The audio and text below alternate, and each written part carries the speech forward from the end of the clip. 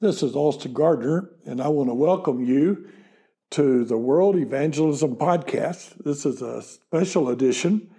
I want to be talking to you today about mentoring. And, usually I come to you with the country and the person and the book and all of that. But because I know that I also have people listening that are missionaries and pastors, and I'm so excited I get to talk to you. I want to add value. I want to be a very valuable part of your life and your ministry. And so I just want to talk to you today about mentoring. I've spent my life mentoring young men. I mentored hundreds of young men in the country of Peru. And then I've mentored dozens of young men in the United States of America. And God has greatly blessed that part of my ministry. And I know He'll do that in your life. And I've had people ask me over the years, how do you go about doing that? And so I thought I would sit down and just kind of share with you some things. I'd like to start off with, I guess maybe one of the most basic things of all. Let me just give you some quotes that I just think are awesome. For the one is the Bible. Iron sharpens iron. And so, it's not that you're better. You're the same quality. You're the same person, both iron, both children of God, both serving God, but one helps the other. But here's some good ones. I like this one by Bob Proctor. A mentor is someone who sees more talent and ability within you than you see in yourself and brings it out of you. That's got to be an all-time classic. A mentor is someone who sees more talent and ability within you than you see in yourself and helps bring it out. I don't know if I could have found a better quote than that one, and it's just a tremendous idea. You understand, mentorship empowers you to impart your legacy. It allows you to teach someone else to pick up and carry forward what you could never do in one single lifetime. And so you want to be a mentor. And mentoring is this is another good quote by John Crosby. Mentoring is a brain to pick, an ear to listen, and a push in the right direction. How about that? Mentoring is a brain to pick, an ear to listen, and a push in the right direction. And so, you want to spend time helping other people. And I'm going to try to give you some steps to take in doing that. And then I want to give you some questions that you'll discuss. And you'll be able to find this in the transcript also of the program. I love Booker T. Washington. Last quote of the day. Booker T. Washington said, if you want to lift yourself up, lift up someone else. How about that? If you want to lift yourself up, lift up someone else. That's really Bible, isn't it? Isn't that really what Bible is about? We're to esteem the other better than ourselves. What a tremendous quote. Now, let me just give you some steps. The number one thing, if you want to mentor people, is that you're going to have a genuine interest in them. And you got to get to know them on a personal level.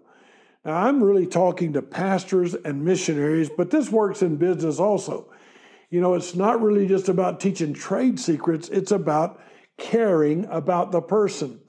It's about knowing them and knowing who they are, knowing their weaknesses and their strengths, knowing how they react under pressure, how they react when they're fun, but you get to know them and you're genuinely interested in them.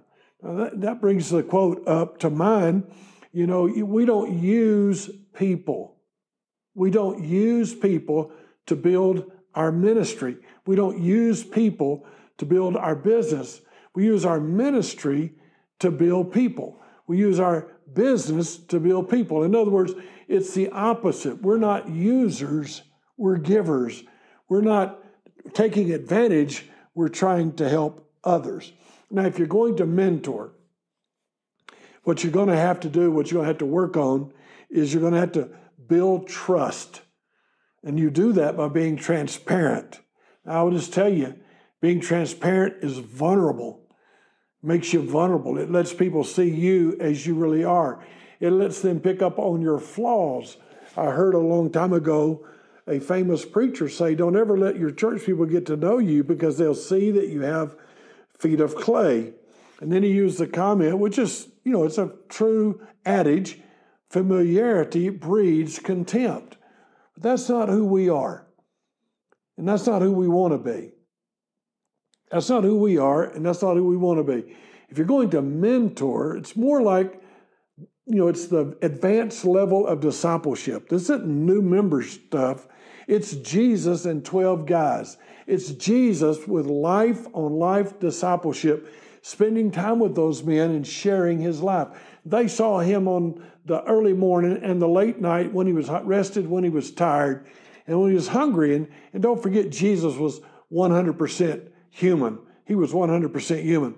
And then I'd like to throw in above that, Jesus saw them, and he knew them, and he was genuinely interested in them as people. Can I just say to you, we want to build trust. That means you got to tell the truth. That means you got to see beyond surface issues. I like to tell people, see beyond the skin and beyond the sin. See beyond the skin and see beyond the sin. You see, if you saw the person, if you really saw who they were, this works for missionaries because sometimes missionaries can have a superiority complex. They can feel like that they are from a superior country, a superior Bible knowledge, and superior morality, and they don't see people as people. And they can't be objects. They can't be some ministry tool. They need to be genuine people, and we're going to have to build trust so they believe they can trust us. They believe that we love them. They believe that we are genuinely interested in them. Then I'd like to tell you that to mentor, you're going to have to practice active listening. Now, you know what that means, I guess. I'm going to assume that you do. But active listening means you're not preparing what you're going to say while the other person's talking. Many times we're not really listening. We're not really listening. What we're doing is we are thinking of what we're going to say. That's not listening. That's almost arguing. And it's the one-up story. It is me being a little bit better than you. Me, if you, that's the old I walked on the moon story. So whatever story you tell, I've got to have one better. No, let's practice active listening. Active listening. That means that you start asking open-end questions. See, you need to understand their goals. You need to understand what their challenges are. You need to understand it from their perspective. Because none of us are alike, but all of us are special because God made you exactly like you are. And so you don't want to try to force somebody else into the same cubby hole you're in and to being just like you. You want to listen to them because you're genuinely interested in them. And when you do that, that's going to build trust. We've already talked about that. Now, I think sometimes this may be alarming to pastors and missionaries, but they need to know you're not going to get mad and make them feel uncomfortable when they ask questions. Sometimes our people are like, we're like, if you ask that question, I will shoot you. If you ask that question, I'm going to slap you down. If you ask that question, and so the mentee is afraid to say, afraid to question, afraid to make, it's what he's thinking. You know what ends up happening? He goes back to his house, his friends, the dorm room, or wherever it is, and they talk about it anyway, but without your wisdom. So they need to know it's safe to ask you questions. They need to know that they can feel comfortable being vulnerable in front of you. They need to be able to share their concerns. And are you ready? They need to be able to share their doubts. If they're going to discuss with you, why do we do this? And maybe I'm not sure that's right.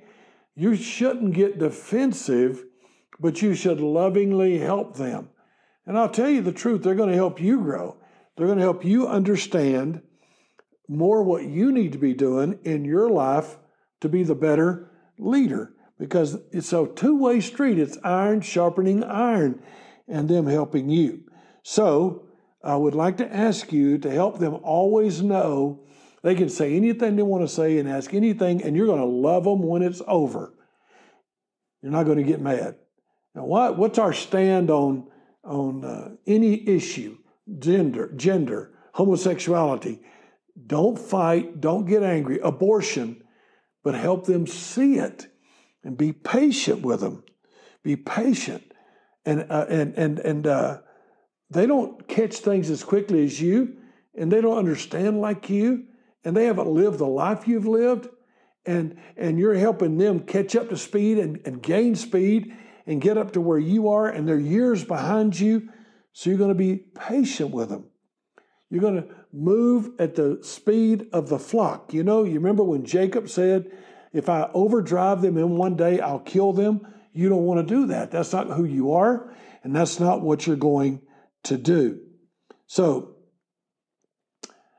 when you give advice to the guy you're mentoring, you need to be real careful to be soft and gentle and slow in the giving of advice. I like a quote that I read from Samuel Taylor. He said, advice is like snow. The softer it falls, the longer it dwells upon, and the deeper it sinks into the mind. And so when you're going to give advice, you want to don't dump it all, not a truckload, not a bunch of information. You give a little bit, and you give it today, and you give more, but then you pause, and you say, well, tell me what you really think about that. You see, it's not, when you're communicating, it's not what you're saying, it's what they're hearing.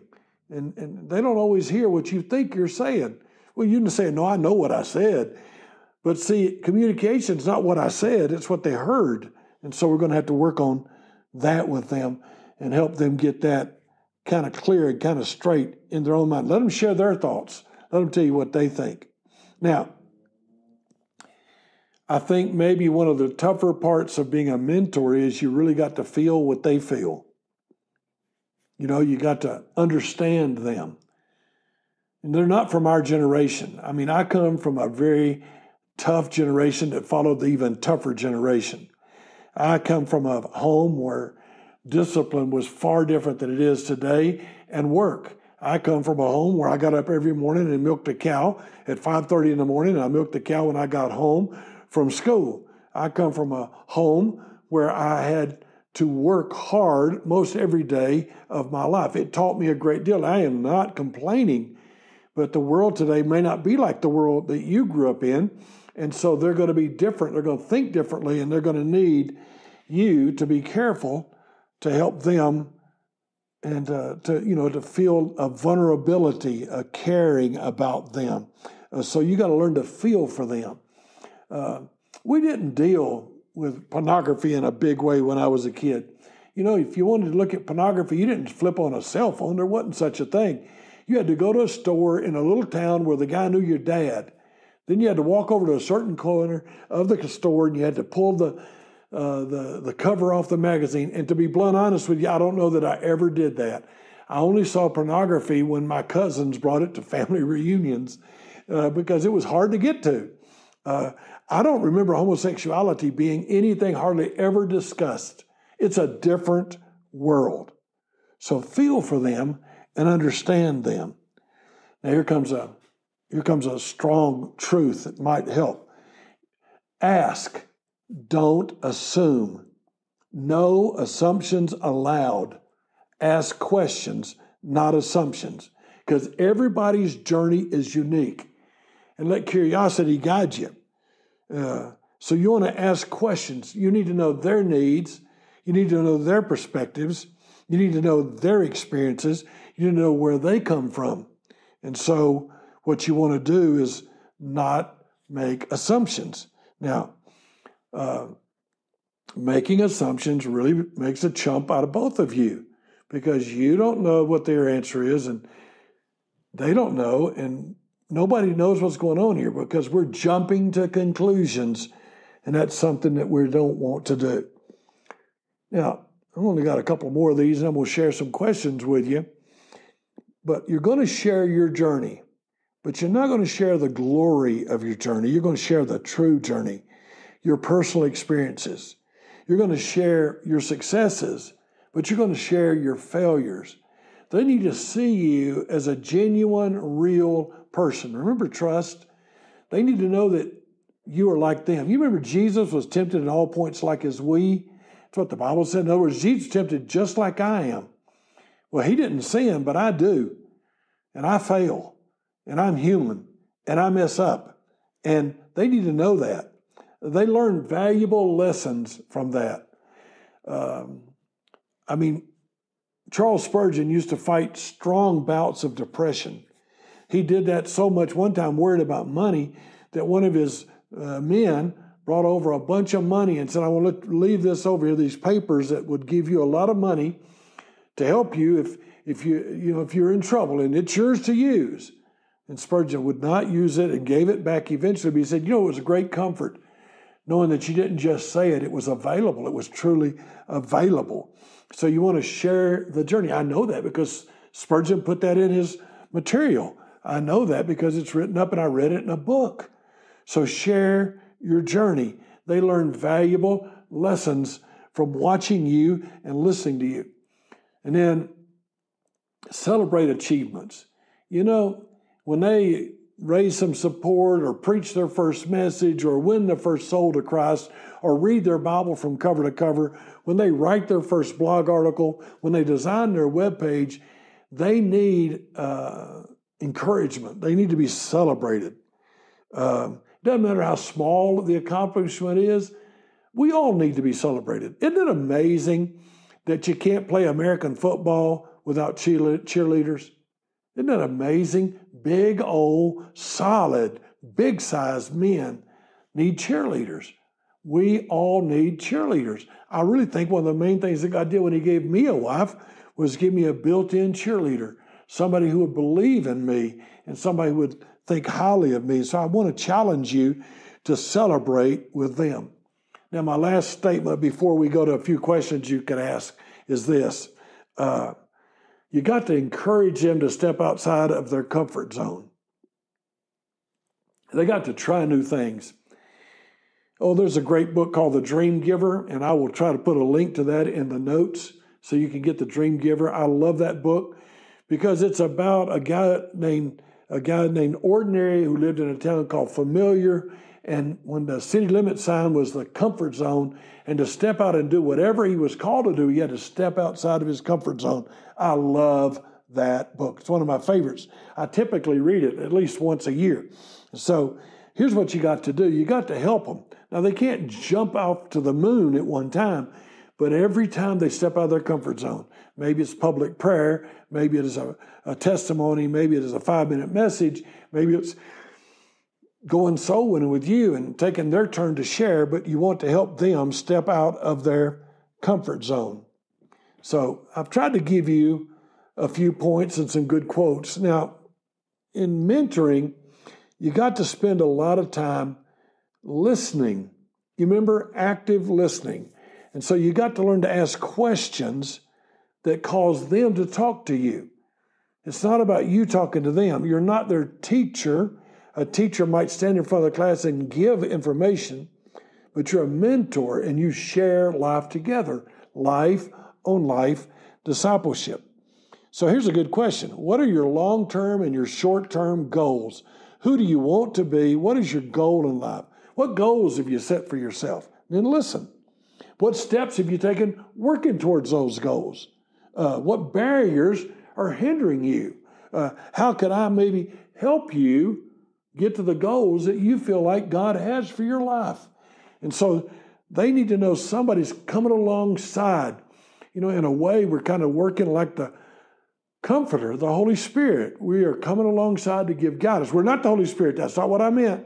But I'm just saying, thank God I'm not alone in this world. So what are their obstacles? What's hindering them? What are their challenges? What strategies have they developed to overcome these challenges? How are they navigating, addressing these issues in their life? Because we're all going to face them. Another question would be, have you had any significant achievements or milestones that made you feel better? And and help them just enjoy for a moment the glory. They can enjoy just for a few minutes maybe, but they ought to know you know what they did. And so you have them share accomplishments and you brag on them and you're thankful for them and you're happy that God's doing something in their life, and you help them learn to capitalize on it and move on to the next thing. Ask them, what drives your passion? What do you really like? What are you enjoying doing? What are you trying to accomplish? And what just wakes you up in the morning and keeps you and keeps you alive and keeps you living? How does that line up with what you've believed to be your calling? And that's what you want to talk to them about. Just a few more. How can I help you step out of your comfort zone? Just talk to me now. Name some of your fears and some of your reservations. Let me hear what's hindering you. And maybe I got some insight, or maybe I can walk through the door with you, or maybe I can be there for you. I want to be your cheerleader. I want to be there with you. What do you need to know? What do you need to know? What skills or knowledge should I be helping you get and accomplish so that you could be all you want to be? Just tell me. What are your priorities in life? What are you setting up as your future, your needs, what you're looking for? And so let me help you line that up to accomplish the goals that you've set. How about this one? How are we going to cope with failures and setbacks? And you need to help them understand there are going to be failures and setbacks. And they need to know. John Maxwell's written great books about failure, failing forward. I'll put a link to that. But you ought to help them learn that. How have they handled failure in the past? How are they going to handle it now? What did they learn? And then, you want to sit down with them, and this will be our last question, but you want to sit down with them and really help them clarify, clear up, set in stone what their personal values are, what their priorities are. You see, once they know who they are and what they believe, and they decide today what they're going to do tomorrow, they're going to have more victory. So they need to know what are their core values, their principles, and help them understand that they're going to use their principles to make decisions. One of my favorite verses is Matthew 6:33, and I've used it a lot in making decisions over the years. I know that if I seek first the kingdom of God and His righteousness, He's going to take care of things. So discuss it with them and see how they can align their values with what they're trying to accomplish. Because we do not want to build hypocrites. We do not want to build hypocrites. We want to help them be exactly who they're called to be. Now, this has a biblical basis if anything ever does. And in 2 Timothy chapter 2 and verse 2, the Apostle Paul told Timothy, now, Timothy, what you've heard me say in front of a lot of people, I want you to go find some other people that you can say it to, and I want you to find people that can tell others what you're saying. So I'm going to teach you to teach others. So it is one disciple teaching another disciple. It's life on life and affecting much of the future. Every pastor and every missionary listening, I really believe this may be the key, the most exciting thing you'll do in your ministry. I really do. Now, preaching and pastoring is wonderful, but as you mentor, I'm a great-granddad now. And can I tell you the greatest titles you can get? You're a granddad. You're a great-granddad. And you know that in my stage of life, I'm kind of moving off the stage. And my sons and daughters are coming up on the stage. They're in the middle of the stage, actually. And now their children are kind of getting on the edge of the stage, and the grandchildren. And you have the influence to pass on down to them. That's what mentoring is. That's what it's all about. And so I want to challenge you to take the time to continue working on training others. And Pastor, there are risks, and I'm going to discuss the risk of being a mentor later in another podcast, but I pray this will help you be excited about sharing what you know with others and helping them. Thank you very much for listening to the World Evangelism Podcast. It is my heart's desire to add value to you and your ministry. I am here, honestly, from my heart. I want to help you be all that God has called you to be. If I could say what I really want to do, I think it would be exactly what one of the comments was made when we read it earlier today. A mentor is someone who sees more talent and ability within you than you see in yourself and helps bring it out of you. Bob Proctor, isn't that true? Well, I want to do that for you. You don't even have to know my name or mention my name. You listen to this podcast, and maybe I can help you be more of who you want to be and do more of what you want to do, or even better said, more of who Christ wants you to be and what He wants you to do. God bless you. Thank you for listening to the World Evangelism Podcast. I am so grateful to have your ear. Would you share it, please? If this has been of value, share it with your friends. Give it a like. Put something about it in social media. Help me help others if you would. God bless all of you. Have a great day.